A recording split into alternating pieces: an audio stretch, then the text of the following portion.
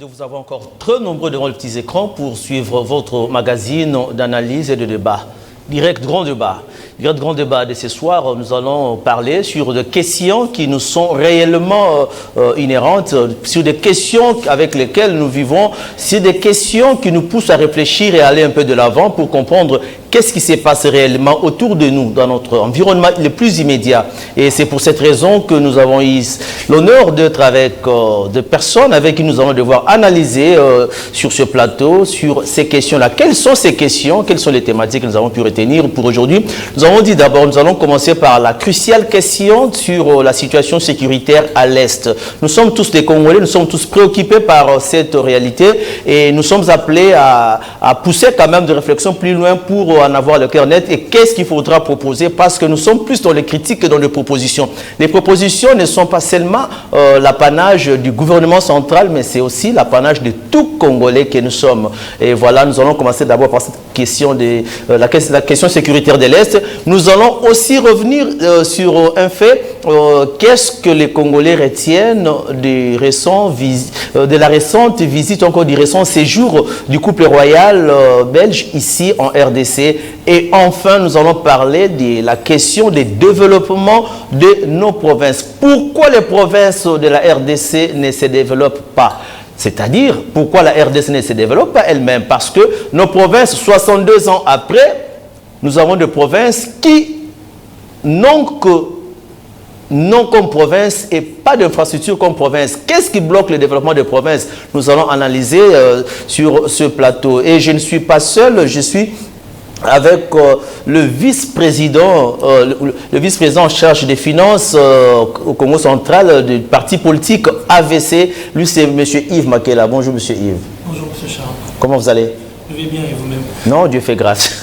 En tout cas, c'est sous la grâce de Dieu que nous vivons ici au Congo. Et en face de lui, j'ai le secrétaire général de l'ASBEL, soutien aux actions de Guy Loando, une structure qui fait partie du parti politique AREP, un parti qui va sortir incessamment. Secrétaire général, bonsoir. Bonsoir, Charles. Vous vous sentez mieux? Trop bien d'être invité par vous. Et un réel plaisir de partager les débats avec nos co-débatteurs. Voilà, c'est avec ces deux têtes réfléchissantes que nous allons essayer de voir comment aborder notre matière. Je commence avec M. Yves. Nous sommes là au début de la semaine, depuis hier. Il y a des cités qui sont tombées entre les mains de rebelles M23 soutenus par l'armée ougandaise et l'armée rwandaise. En tant que Congolais, quelle est la première réaction que vous pouvez avoir par rapport à cette situation? Mais c'est une situation qui nous est tombée comme ça, qui nous écœure parce qu'on a le sentiment d'avoir été encore trahi par l'Ouganda. Et vous savez que lorsqu'il y a eu cette force mixte entre la RDC et l'Ouganda, beaucoup avaient été contre cela. Moi, je faisais partie des gens qui avaient appuyé cette stratégie pour pouvoir faire partir la guerre. Mais aujourd'hui, on se rend compte, après les déclarations du président ougandais, du fils du président ougandais, que ces gens ne nous aiment pas en fait. Si ils ont permis à l'armée rwandaise de pouvoir passer, arriver à Bunagana et avoir notre armée de revers, c'est que le plan de cette région, de nos voisins, c'est qu'il faut mettre maintenant les intérêts et voir quels sont nos intérêts à nous et si possible nous aguerrir pour savoir que dans les jours qui viennent, c'est une guerre qui sera multiforme avec plusieurs États. Donc il faut que psychologiquement nous soyons prêts à faire la guerre à ces gens parce qu'ils se sont dévoilés. La stratégie, moi je pense que la stratégie du président de la République a été payante et a démasqué les velléités des pays voisins parce qu'il a été jusque-là dans un processus de conciliation, d'unité, d'union, mais ces gens nous prouvent à suffisance qu'ils ne veulent que la RDC et les territoires qui nous appartiennent, que ces territoires puissent être annexés à leur terre. Voilà, là c'est une première lecture d'un Congolais épris de conscience et de patriotisme. Alors, de votre côté, comment avez-vous reçu la nouvelle quand on vous dit qu'il y a des Congolais de l'Est qui sont en détresse parce qu'il y a les armées étrangères qui ont pénétré nos frontières? En bon Congolais, le sentiment qui devait m'animer primordialement, c'est un sentiment de mécontentement. Je suis en train de soutenir à 100% le FARDC qui fournissent tant d'efforts pour que nous puissions arriver au résultat tel que nous l'avons eu hier. Ils ont fait ce qu'ils ont pu, mais en fait de compte, nos vaillants soldats ont fait preuve d'une force jusqu'à récupérer notre cité. Ce qui se passe à l'Est, aujourd'hui, tout Congolais doit savoir que c'est une expression de tout ce que nous nous sommes posé des questions il y a longtemps. Des fois, la guerre qui se vissait à l'Est était une guerre comme si on se battait avec des fantômes. On ne savait pas avec qui on se battait. Vous voyez un petit groupe armé qui se réveille un matin, qui agresse la République démocratique du Congo, et on se pose des questions, qu'est-ce qui ne va pas et qu'est-ce qui se passe? Et depuis l'instauration de l'état de siège par son Excellence, Monsieur le Président de la République, chef de l'État, on a maintenant compris la réalité de tout ce qui s'est passé autour de tous ces petits groupes armés. Ils étaient vraiment soutenus par nos pays voisins tels que le Rwanda, qui, en fin de compte, le gouvernement de la République a fait une déclaration manifestant ou contestant le soutien du Rwanda. Alors, pour moi, aujourd'hui, notre pays est maintenant dans une réalité où il comprend maintenant que nous sommes en face d'un adversaire. Et l'adversaire n'est plus fantôme, l'adversaire est connu de tous, c'est le Rwanda. Et à peine, on a encore découvert que par complicité avec l'Ouganda, ils viennent de faire ce qu'ils ont fait. Mais ce qui est sûr est que nous allons remporter cette victoire, étant donné que l'ennemi est connu, et nous aurons toutes les stratégies que le gouvernement va mettre en place afin que nous puissions toujours gagner de bataille en bataille. Et cette guerre, nous allons la gagner.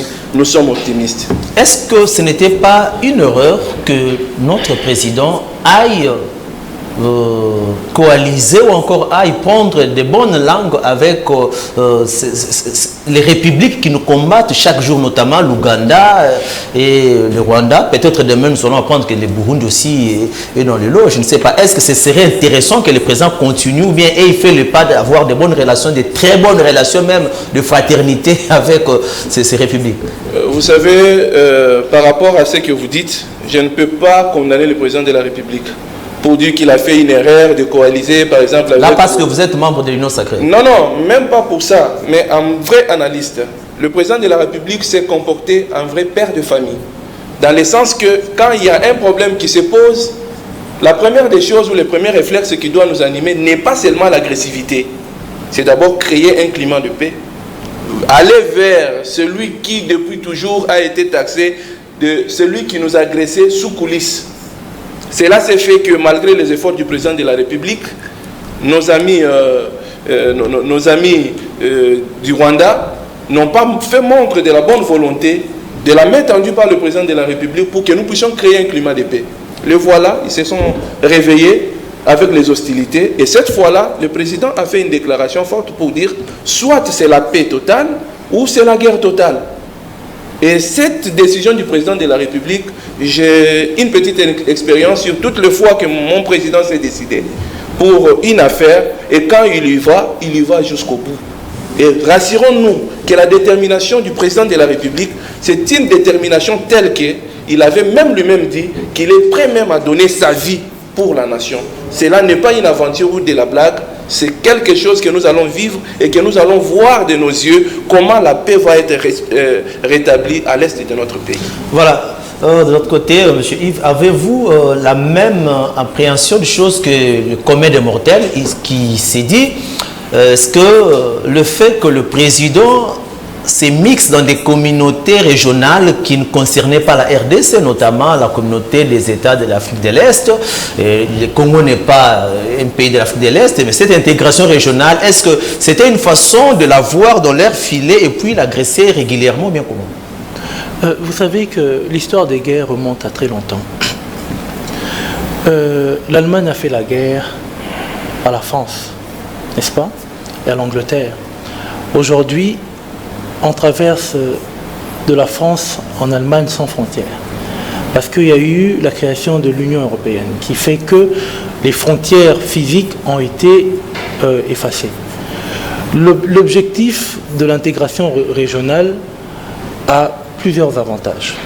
Des avantages économiques pour les peuples qui en font partie. Parce que lorsqu'on vous dit, lorsque vous quittez Kinshasa pour aller dans les pays qui sont plus à l'est, sans pour autant avoir des frontières, c'est tout bénéf pour les personnes qui se déplacent. Maintenant, si dans son esprit, c'était, et dans son rôle, c'était plus de pouvoir aller dans le sens de l'unité, il faut se dire aussi qu'il avait des responsabilités au niveau de l'Afrique. En tant que bon père de famille, en tant que représentant de ces grands ensembles, prendre des décisions d'union et de rassemblement, c'est tout ce que nous demandons, c'est tout ce que nous voulions, parce que le monde est en train de s'unifier. Il n'y a que l'Afrique, avec l'Union africaine et les autres organismes, qui n'arrivent pas à pouvoir créer une force et une dynamique d'ensemble pour que nous puissions, au final, tous bénéficier de cette Afrique.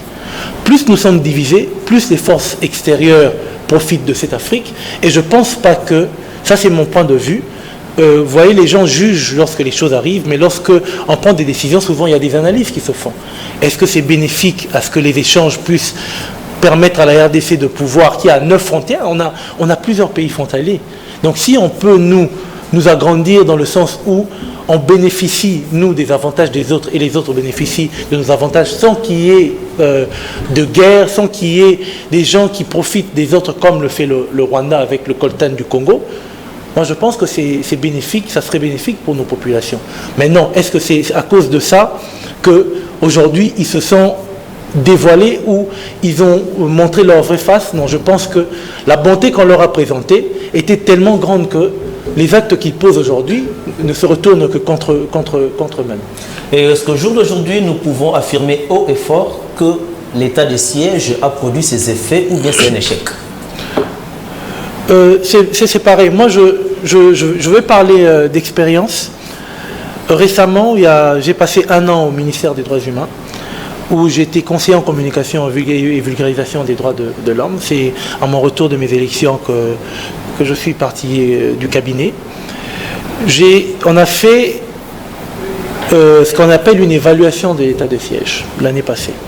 Je crois quand il y a eu les 6 premiers mois, nous sommes allés en Ituri et au Nord Kivu.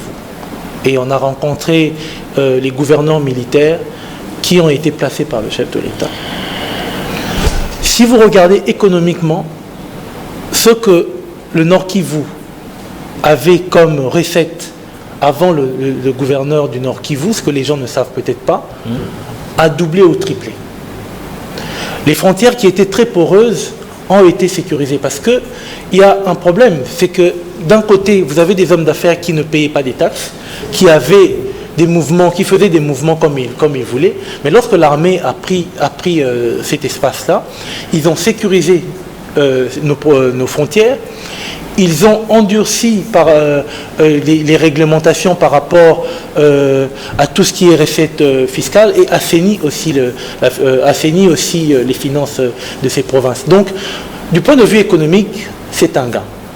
Du point de vue politique, le Congo est un pays où lorsque celui qui est au pouvoir agit, ceux qui sont à l'opposition cherchent à trouver des failles dans ce qui se fait. Et c'est ce qui fait qu'on tire à boulet rouge à tout moment sans pour autant analyser en profondeur les questions. Il faut se poser la question, on est parti d'où? Quels sont les avantages et les désavantages? Je ne peux pas affirmer ici à la télé, dire que c'est bien, c'est bénéf, mais je peux dire ce que moi j'ai vu dans les analyses, que la population vaquait à ses occupations, que les recettes de ces provinces ont augmenté et continue à augmenter et que certains travaux de grande envergure ont été lancés. Ça, c'est des choses qu'il faudrait mettre dans un actif positif pour nos provinces. Maintenant, est-ce qu'il y a des points à critiquer? Oui, il y en a toujours. Parce que lorsqu'on installe un système tel qu'un état de siège, les dérives existent toujours, surtout du point de vue juridictionnel. Parce que les juges civils qui doivent rendre des jugements n'ont plus ce pouvoir-là. Et c'est aux juges militaires de le faire. Lorsqu'un militaire juge un civil, ce n'est pas le même état d'esprit. Que ce soit du côté du militaire ou du côté du civil. Ça peut être duré, oui, mais le besoin était ressenti parce que, voilà, nous avons des guerres.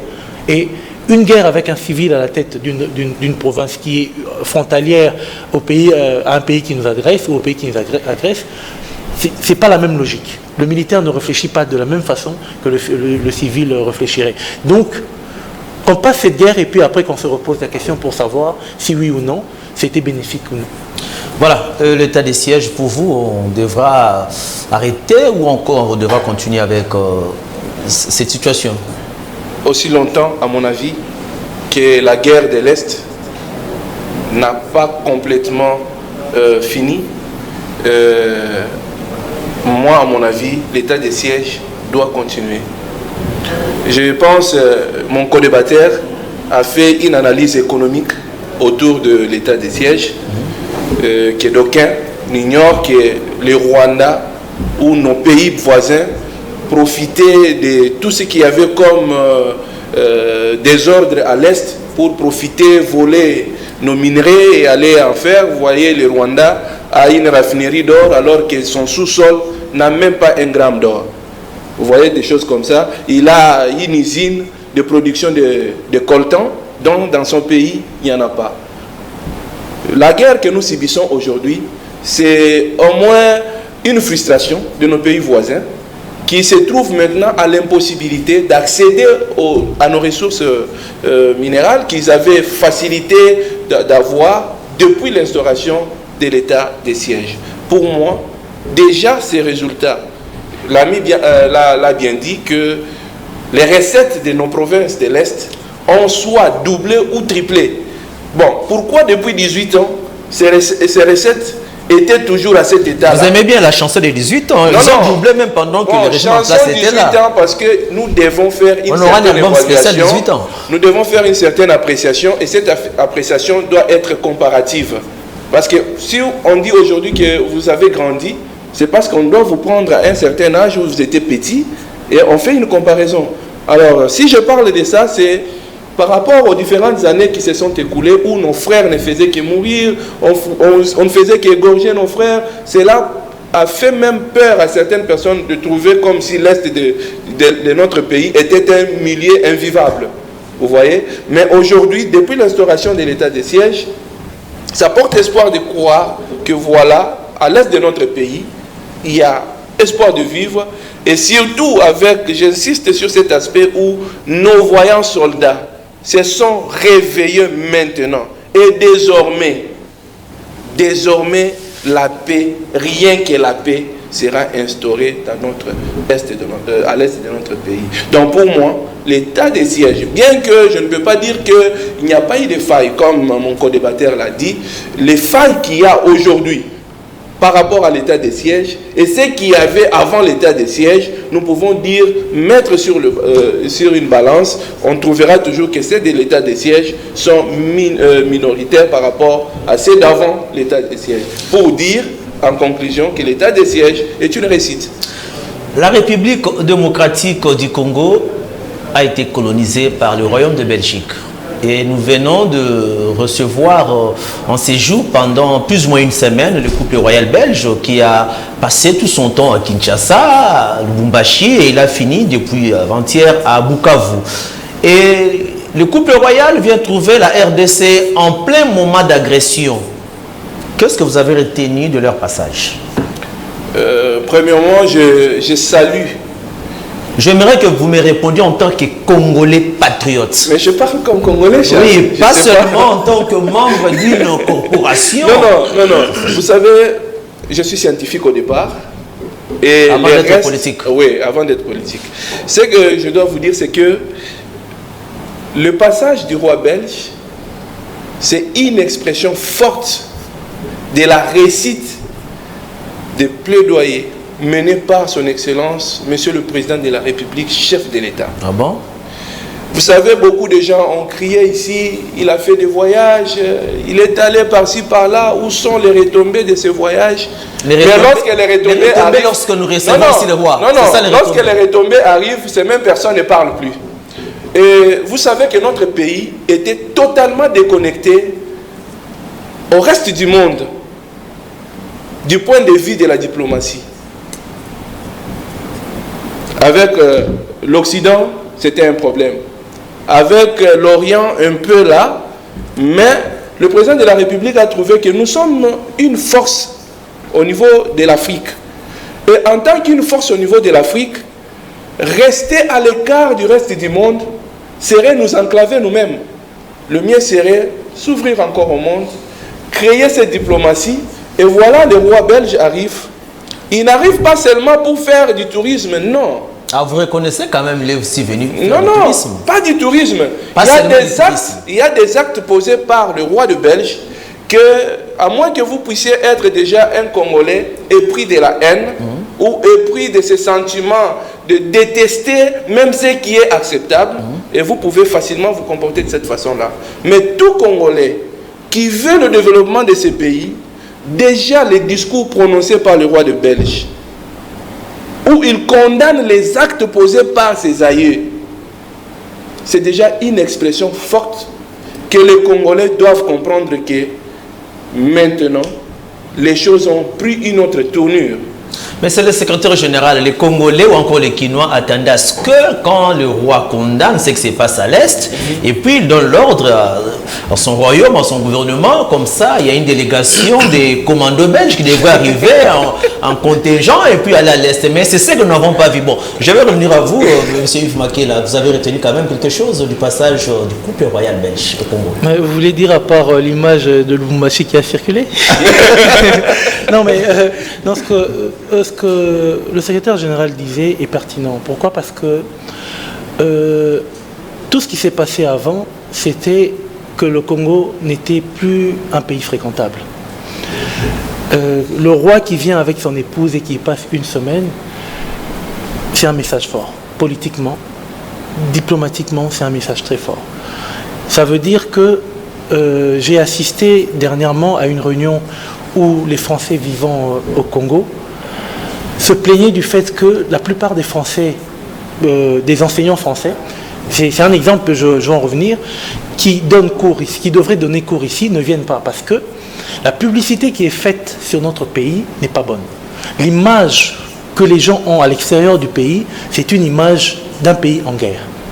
Alors que si vous prenez l'avion, vous allez à Goma aujourd'hui, il y fait beau vivre. Moi, quand je suis allé la première fois, je suis allé à Goma, je suis allé en Ituri, je suis allé à Bunia, je n'en revenais pas, je me suis dit que le message de la haine et les réseaux sociaux, des fois, nous conduisent en erreur. Il faut que les gens y aillent, s'imprègnent des réalités et qu'ils disent ce qu'ils voient. La guerre, ce n'est pas tout le temps, à tout moment. La guerre existe, mais il y a des endroits où la quiétude dans ces zones-là existe. Mais ce n'est pas l'image qui est renvoyée à l'extérieur du pays. Alors lorsqu'on voit un roi se déplacer, venir dans des zones, entre guillemets, des zones de non-droit, c'est une publicité pour le pays. Hier, on parlait du Rwanda, visiter le Rwanda. Aujourd'hui, on parle de Rwanda is killing. Et il y a des gens qui sont en train de relayer ce message, qui ont un audimat grand, qui permet à la face du monde de constater que ce pays a été victime de beaucoup d'injustices. Et quand un roi se déplace, ça veut dire que les chaînes belges aussi se sont déplacées, les chaînes internationales sont déplacées pour se rendre compte. Et vous verrez que dans les jours qui viennent, et ça s'est vu, que les autres chaînes internationales sont en train de parler de l'agression du Rwanda vis-à-vis de la RDC. Donc ça nous donne le droit aujourd'hui de mettre notre armée en marche pour marcher sur le Rwanda s'il le faut. Donc pour moi, cette visite-là, du point de vue politique, stratégique, était une bonne visite et coup de chapeau pour la diplomatie qui a été faite tout autour de cela. Et on attendait que le roi vienne, le pape aussi vienne, ça serait quelque chose de positif. Malheureusement, il a eu un problème avec son genou. Mais pour moi, je pense que c'est un début de quelque chose. Et quand il faut reconnaître ce que nous disions quand nous avons fait le sitting, quand un pays est agressé, il ne faut pas qu'on se batte entre nous. Il faut qu'on se mette tous ensemble. Voilà.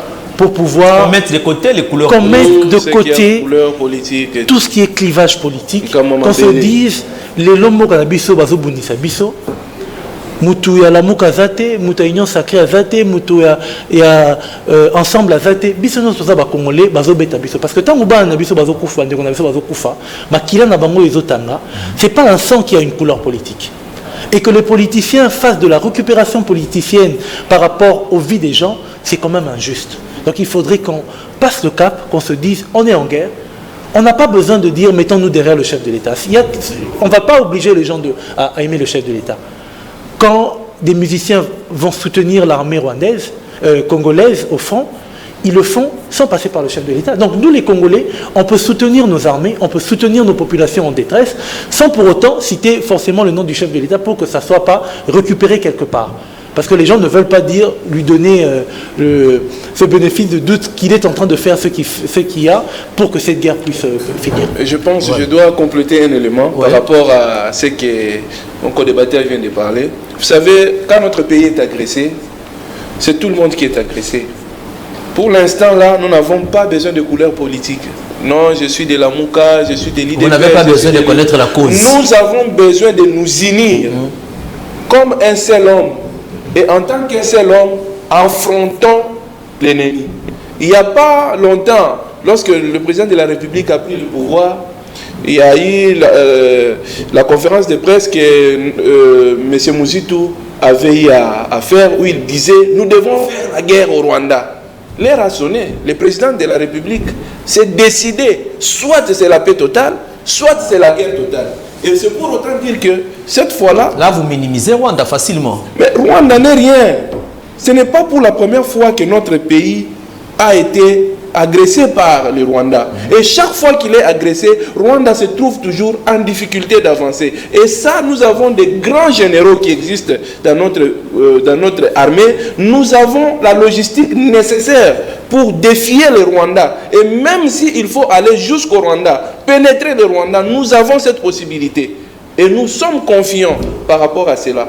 Voilà, merci. Ça, c'était la première partie de notre magazine, Direct Grand Débat. Nous allons entamer la seconde partie. Mais avant cela, nous disons coup de chapeau à la Fondation Fally Ipupa pour ses gestes posés à l'endroit de nos forces armées de la République. En tout cas, lorsque vous avez quelque chose pour soutenir l'armée de la RDC, faites-le. On n'a que cette armée, pas une autre. On ne peut pas compter sur les forces qui nous viennent en aide. Voilà, l'Ouganda était venu et voilà ce qu'il a fait comme jeu contre nous. Alors nous devons être conséquents. Donc soutenons les nôtres tous azimuts. Soyons vraiment derrière le FRDC. S'il faudra vraiment manifester, faire tout ce qu'il faut pour soutenir le FRDC, j'encourage tous les Congolais de partout. Vous qui nous suivez à Kigali, vous les Congolais qui êtes à Kigali, vous nous suivez. En tout cas, sachez que vous n'êtes pas trop bien chez eux. Mais ici, nous vous soutenons même de loin. On ne vous fera rien parce que derrière vous, vous avez une très grande nation.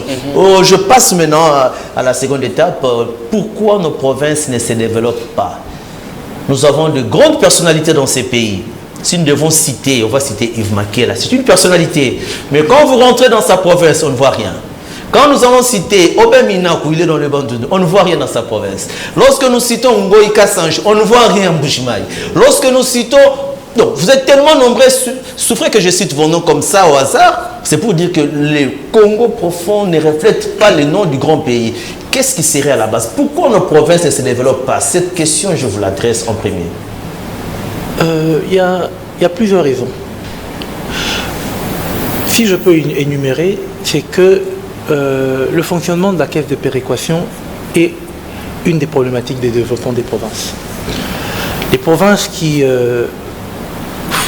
donnent à la République les recettes, généralement, n'ont pas les rétrocessions qu'il faut pour pouvoir mener les politiques de leur politique en termes de développement.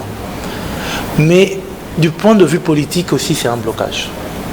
Mais ce blocage, moi, je le fais remonter aux cycles électoraux qu'il y a eu dans ce pays. Nos assemblées provinciales, j'ai été candidat, je viens d'être candidat gouverneur au Congo central. J'estime que nos assemblées provinciales sont un blocage pour nos provinces.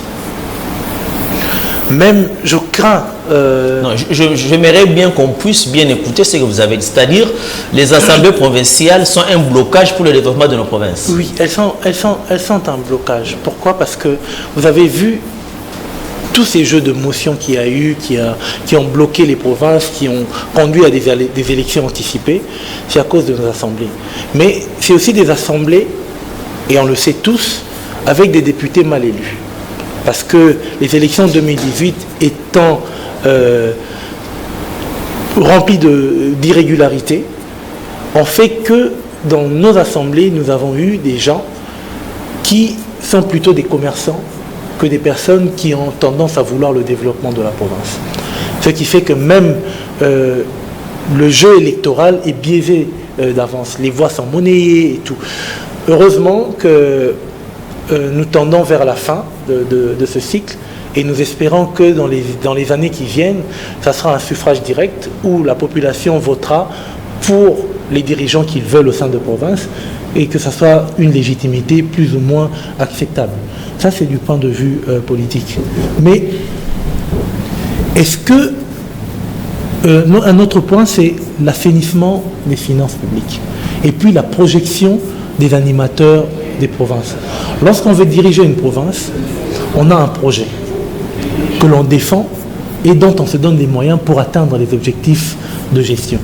Mais qui sont les personnes qui dirigent nos provinces?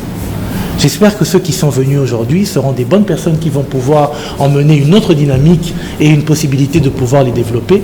Mais les problèmes sont là. Caisse de péréquation, nos assemblées provinciales et puis le mode de gestion qu'il y a au sein des provinces par rapport aux animateurs qu'il y a dans nos provinces. D'entrée ce que je peux dire. Voilà, je crois bien que on a été éclairé par rapport à cette question, mais est-ce qu'il y a quand même des personnes de bonne volonté qui doivent exister? Chaque province a ses ressortissants. Les Congolais ont des personnalités qui peuvent, au-delà de tout, faire quelque chose. Nous avons vu de personnalités, de personnes, encore des individus congolais qui ont posé des gestes louables dans les communautés et qui développent le pays. Est-ce qu'il faudra seulement attendre le gouvernement? Est-ce qu'il n'y a pas moyen que les privés puissent aussi mettre la main dans la pâte pour aller de l'avant? Je pense l'ami a brossé l'aspect purement politique et tout ce qu'il y a comme rouage. Vous savez, je pense qu'il doit y avoir une loi ou une disposition, je ne sais pas, ça doit être dans la Constitution ou quoi, qui doit au moins sécuriser nos gouvernements provinciaux. Vous savez, il y a eu une cacophonie dans plusieurs provinces où les matins, vous choisissez quelqu'un comme gouverneur. Le soir, parce qu'il ne vous a pas donné à boire dans sa fête, demain vous dites motion de défiance, il doit partir. Et le lendemain, quand vous venez avec une proposition de quelque chose qu'il ne voit pas, quand il dit non, vous vous concertez pour dire voilà, il n'est plus gouverneur. Cet état des choses a aussi joué dans le développement de nos provinces. Parce que comment expliquer quelqu'un qui est élu pour un mandat de 5 ans? C'est tout un programme. La première année, il a ce qu'il doit faire. La deuxième, la troisième, jusqu'à la 5e année. Mais déjà, s'il avait programmé des choses étalées sur 5 ans et que vous l'offusquez déjà à la première année, comment il va atteindre? Et qui en pâtissent? Ce sont nos populations. Ça, c'est du point de vue politique. Et l'autre aspect aussi, c'est l'enclavement de nos provinces. Vous voyez, j'ai eu la chance d'aller dans la province du Nord-Ubangi. Précisément à Gbadolite. Vous savez que quittant Kinshasa... Ah là, c'est une chance. Hein? C'est une chance. Quittant Kinshasa jusqu'à Gbadolite, il n'y a qu'un seul moyen de transport qui peut être fiable, c'est l'avion. Si vous dites, vous prenez les bateaux, vous allez faire 4 mois, 5 mois pour arriver à Gbadolite. Mais quand vous arrivez même au port, je pense, les noms du port m'échappent, de là jusqu'à Gbadolite, mais il n'y a pas la route. Vous voyez? Mais le développement de notre pays n'est pas seulement sujet qui doit être pris par le gouvernement. On dit l'État c'est toi, l'État c'est moi. L'État congolais c'est nous. Étant nous, comme étant l'État congolais, nous pouvons aussi mener des actions pouvant permettre qu'il y ait développement. Je prends l'exemple de son Excellence Guy Luando Mboyo, mon autorité de référence. allez-y à l'Équateur, allez-y à Tchouapa. Vous n'avez pas besoin. Si nous pouvions avoir seulement un Guy Luando dans chaque province, et je pense qu'il y a de ceux-là qui ont plus de moyens que lui, qui sont Je pense que tu ne fais pas la propagande. Non, je ne fais pas la propagande, mais je parle des choses dont je palpe du doigt. Vous allez à Tchouapa, vous allez trouver l'Assemblée provinciale construite par lui. Un individu. Un individu. Vous allez, il y a un stade construit par lui, un stade moderne, construit par lui. Vous arrivez à Mbandaka, vous trouvez des écoles construites par lui. Et récemment, vous allez vous rendre compte qu'il a mené des plaidoyers pourvu que la ville de Mbandaka soit asphaltée. Et à peine, on a lancé les travaux. Mais pourquoi on ne peut pas aussi le faire? Nous, Sagel, permettez-moi de parler du Sagel parce que je suis le secrétaire général du Sagel. Sagel, c'est quoi? Sagel, c'est quoi encore? Soutien aux actions de Guy Luando Mboyo. Un fan club? Pas un fan club, une structure bien organisée, bien structurée, conduite par Madame Astrid Beleke-Diemba, à qui je salue ce soir, M. Christian Kaniki, moi-même, nous travaillons d'arrache-pied pour vendre et défendre l'image de marque de notre autorité de référence, Maître Guy Luando, qui ne cesse d'aménager aucun effort pour le bien-être social. Vous voulez que tous les Congolais soient comme des Guy Luando? Mais c'est ça, parce que lui a une philosophie, cette philosophie s'appelle les colibris. Les colibris, c'est un petit oiseau.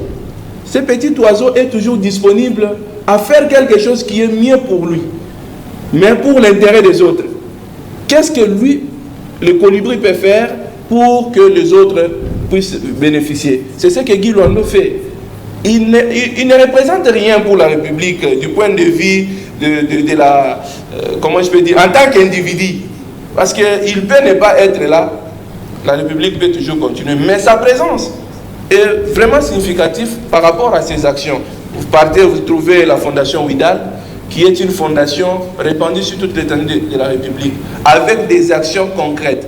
Vous savez, je pars avec vous encore toujours au Nord Ubangi. Les collèges présidentiels, ces collèges qui avaient été abandonnés, mais rentrés aujourd'hui. Il a réhabilité. Vous arrivez là, il a immortalisé notre deuxième. Nous attendons son soutien au FRDC. Je crois bien que, Excellence Guy Luando, les FRDC sont là. Vous êtes membre du gouvernement, vous êtes un homme de bonne foi. Nous attendons aussi votre soutien. Je reviens du côté de M. Yves. Vous êtes beaucoup plus, parce que vous avez été aussi candidat aux élections du gouverneur, surtout dans la province du Congo central, une province que je maîtrise aussi mieux. Alors, si vous seriez gouverneur, si vous étiez passé gouverneur, quelles sont les priorités que vous donnerez à une province? Généralisons les cas, ne prenons pas seulement les Congo central. Quelles sont les priorités que vous donnerez à la vie d'une province? Pour le cas du Congo central, c'est l'état des routes, les dessertes agricoles, qui étaient au début, qui sont une priorité parce que le Congo central est un vivier pour notre pays. C'est une province à vocation agricole, mais qui n'est exploitée qu'à moins de 10%. Alors qu'on peut maximiser... Depuis des années? Depuis toujours. Les terres arables sont à perte de vue, qui ne sont pas utilisées. Dans notre stratégie, nous avions prévu d'implanter des usines de transformation, de pouvoir développer le côté maritime avec les techniques de dragage maritime et les sédiments marins, et de développer l'agriculture notamment. Et il faut savoir qu'au Congo central, nous avons ce qu'on appelle les bitumes. Les bitumes, c'est ce qui permet de pouvoir faire les asphaltes. Et il y a même une usine qui a été payée par l'État congolais pour la transformation des bitumes. Mais le Congo continue à aller acheter des bitumes en Afrique du Sud ou à l'extérieur.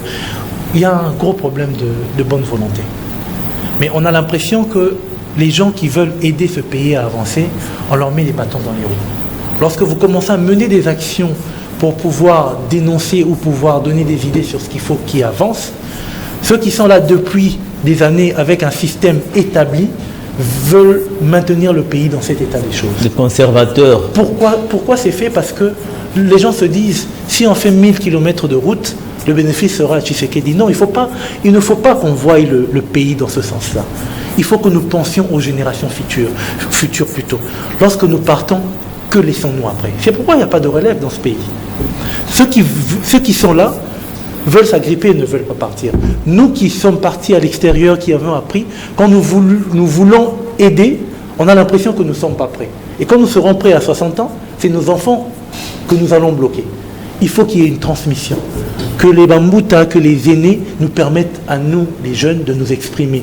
Qu'ils apportent leur expérience, nous apportons notre dynamisme, que nous puissions faire avancer les choses. Pas pour le bénéfice d'une personne, mais pour les générations qui viennent. Parce que nous passons à la télé, regardez, dans le temps, un papa voleur était une honte. Tu vas à l'école, ton papa est voleur, on te pointe du doigt. Que ton papa a volé. Mais aujourd'hui, un ministre voleur, ses enfants vont se pavaner dans les rues de la République avec des voitures volées. Personne n'est choqué. Il y a eu une inversion de valeur qu'il faut que nous puissions revenir à ce que nous étions avant comme peuple congolais. Nos valeurs, et puis après, nous mettre ensemble pour pouvoir faire avancer le pays. Je m'adresse particulièrement par rapport à ce que les invités ont dit sur ces plateaux. Vous qui avez des communautés de telles, communauté katangaise, communauté Nekongo, communauté Soukou, communauté Balubakat, communauté Lubilange, tout ça, toutes ces communautés-là. C'est juste pour vous retrouver autour d'une table, à l'hôtel Béatrice, à Sultani, ainsi partout là, pour parler des questions qui ne concerne même pas les communautés auxquelles vous appartenez. On doit dénoncer ça. Ne faites pas de musique là pour se partager le pouvoir. Non, faisons ceci pour avoir le pouvoir. Mais il y a eu un projet ici, repensons nos villes et villages. Revite. C'est un projet, apparemment je dis c'est un projet mort-né ou bien un projet qui ne vit pas ou comment. Pourtant c'était un projet réel. Non. Un projet réel. C'est pas dire un projet mort-né, c'est... Parce qu'on ne l'a pas exploité, on ne l'a pas senti. Comment? Le problème de ce projet était sensibiliser tout le monde à comprendre que tel que nous sommes en train de vivre, nous venons de quelque part. Voilà. Et venant de quelque part, nous devons faire quelque chose pour là où nous sommes. Parce que vous allez remarquer que la majorité des gens aujourd'hui, il est arrivé à Kinshasa, il s'achète une parcelle à Kinshasa, il vit à Kinshasa, il oublie même d'où il est venu. C'est pourquoi son excellence Guy Et quand il meurt, on l'amène dans son village. Quand il meurt, directement, on l'amène, non, on va l'enterrer au village. Au village, qu'est-ce que tu as fait? Voilà pourquoi. Ça a été un projet de sensibilisation. Ce n'est pas un projet où il y avait l'argent où son excellence Guy Luando donnait aux gens pour que chacun... Un projet de sensibilisation. Un projet de sensibilisation. Une philosophie. Une philosophie que chacun devait s'imprégner. C'est pourquoi nous, Sagel, avons cru en cette grande vision de notre autorité de référence Guy Luando. Nous avons mis en place cette méga structure pour faire en sorte de fédérer nos forces autour de lui, l'encourager à ce qu'il fait, vendre l'image de marque de ce qu'il est en train de faire, pourvu que toi et moi, nous puissions le prendre comme un modèle par rapport aux actions qu'il est en train de poser. Vous savez, ce que j'aime chez lui, c'est sa politique. Ce n'est pas une politique basée sur des paroles démagogiques. Il vient ici, il commence à vous expliquer comment le roi Léopold avait fait et tout et tout. Non, lui c'est du pragmatisme. Du pragmatisme. Merci bien, vous avez été clair avec nous. Nous sommes arrivés presque à la fin de notre entretien, de nos analyses. Regardez droit dans notre caméra et dites-moi à la population. Vous avez 1 minute. Population congolaise, je viens au-devant de vous aujourd'hui vous dire que notre pays est agressé. La seule chose qui peut faire en sorte que nous puissions vaincre la guerre de l'Est, c'est notre unité dans notre diversité. La seule chose qui peut faire que la guerre de l'Est puisse au moins être éradiquée totalement, c'est sortir du milieu de nous toutes les personnes que nous connaissons, que nous savons que ces gens sont des traîtres. Chaque fois que vous le constatez du milieu de nous, dénonçons-les afin que l'échec de leur camp soit une évidence. Mais maintenant, je dis, je soutiens à 100% le FARDC. Je soutiens les efforts que fournit le président de la République pour l'éradication totale de cette guerre injuste nous infligée par nos voisins. Merci. Merci, un message clair, très patriotique. Monsieur Yves Makela, je sais que votre caméra est là. Vous allez aussi lancer un message à toute la population. Moi, ce que je dirais, c'est aussi mon soutien au FARDC. Et si possible que nous puissions penser à un moyen de pouvoir nous solidariser pour apporter notre assistance à nos militaires. Mais je voudrais aussi lancer une sonnette d'alarme, c'est que, vous savez, quand on a fermé Rwandair, j'étais très content. Jusqu'à ce que j'ai une amie qui m'appelle pour me demander de l'assistance. Je lui dis, mais comment? Elle me dit, j'étais chez Rwandair, on est en congé technique. Quand nous prenons des décisions politiques, il faut savoir que derrière, il y a des fils et des filles du pays. Et il ne faut pas que nous prenions des décisions à sens unique qui sont que populaires, mais il faut aussi penser aux pères de famille qui y travaillaient, qui sont congolais, qui aujourd'hui n'ont plus de travail. Donc si le chef de l'État, dans ce sens-là, peut aussi demander à ses services de regarder les entreprises qu'ils ont fermées liées au Rwanda, les Congolais qui étaient, leur apporter de l'assistance, c'est aussi être humain. Donc ça, c'est le message que je voulais passer, parce que c'est peut-être 100 personnes, mais c'est 100 personnes qui ont 100 familles, et ça fait peut-être 10 000 personnes, ça fait peut-être 5 000 personnes. Donc, pensons à cela comme dans d'autres pays organisés. Lorsqu'il y a des décisions comme ça, on pense aux familles qui y travaillaient pour apaiser les gens. C'est le message que j'avais, hormis le soutien que j'ai au FRDC. Voilà, vous avez été devant vos écrans à Mons, à Belgique, vous avez été à Toulouse, en France, pour nous suivre, et les amis d'Allemagne, et pourquoi pas penser à nos amis qui sont dans la province du Nord Kivu, vous tous qui êtes dans le Congo profond, nous pensons à vous, et rassurez-vous que nous sommes de cœur avec vous. Restez toujours branchés sur le programme de la PES TV. Régulièrement, nous sommes sur Canal plus 349, Easy TV, Canal 6, TNT, Canal 22 et StarTime, Canal 115. Nous sommes toujours avec vous. Rassurez-vous, la PES TV vous servira toujours et pour toujours. Bonne suite des programmes sur notre chaîne et au revoir.